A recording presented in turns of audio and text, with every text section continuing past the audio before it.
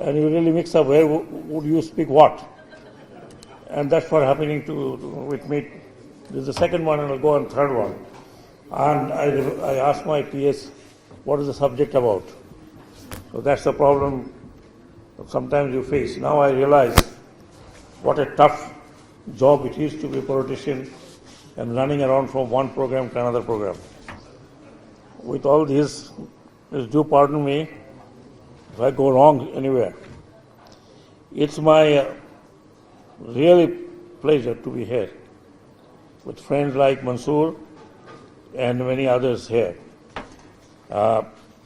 And this initiative, led by Bangladesh Business and Disability Network in collaboration with the Black Bank Operajo Army Initiative, and supported by ILO and GIZ, is an example of what can be achieved when we work together. Bangladesh has made remarkable progress in economic growth, social development. Yet, if we aim to leave no one behind, we must focus on creating equal opportunities for everyone, whether he is able or he is slightly with a disability. And I'm very happy to see now that years past, that there are a lot of disabled people who are contributing more than the able person. In many offices that I go and see that people are working. So much so that a lot of autistic people are also working, and that's very encouraging. And me as a new advisor of the law and labor, we make sure that we do that. That's the government policy as well. And we are also very much aware of the hazardous work that there are places, workplaces, like garment, for example, where there could be many accidents, many times. So the very unfortunate accident many years ago on Rana Plaza. And then, of course, there are other hazardous job as it is, business as it is, like ship breaking and ship recycling, which is definitely hazardous work, and there could be many accidents, and we can produce many disabled people later on. We have to look into and look for them. So, as I said, we have made a lot of progress, and we must progress with everybody, nobody leaving behind. That should be our motto, and that's what we are doing. The very fact that I'm saying what I'm saying, this gathering proves that to be true. But still our limitations are there for full participation. We want to break down these barriers.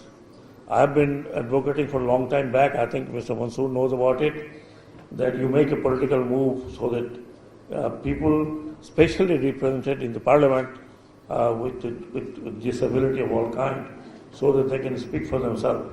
Not that a person, able person, or able member parliament just talking about without feelings. So I will still urge, particularly that I know my friend Mr. Mansoor and Mr. Kabir, you can, I think, work for it. This is high time that you get some reserved seats for people like that.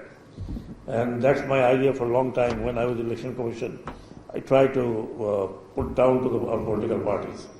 But you know, political parties are political parties.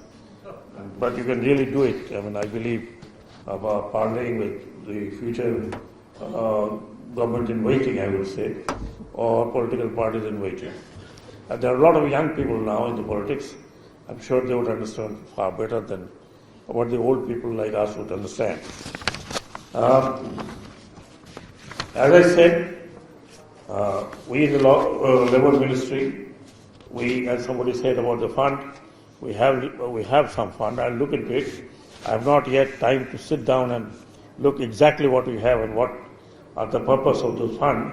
I only know because we are running around to some of the labor problem, particularly around garment, and particularly garment, if not anything else. So it is day to day we are just trying to resolve. We are not looking ahead. What is to be done next? So this evening we have a very serious meeting to decide what are we going to do with this kind of a situation, particularly group of a government industry where the problem is more acute.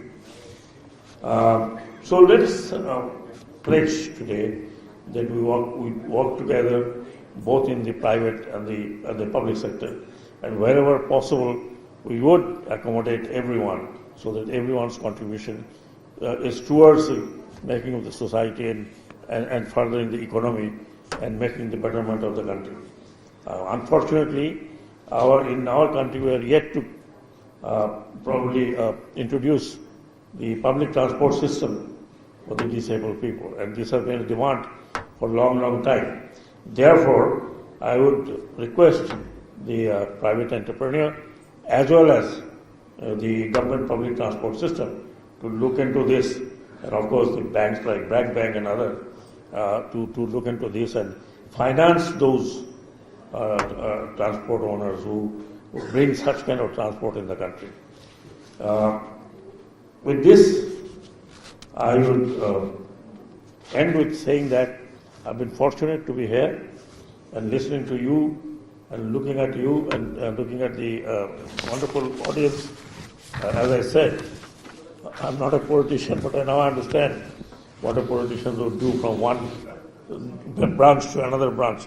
It's just like monkey jumping from one place to another place. And I have another program to go, and I don't know what am I going to talk there. I hope I'm not talking what I've talked here and I'm talking there. So thank you very much once again. Thank you all. Thank you, Mr. Mansoor, for inviting me here. And I'm really grateful to you, meeting such audience in front of me. Thank you. Thank you so much.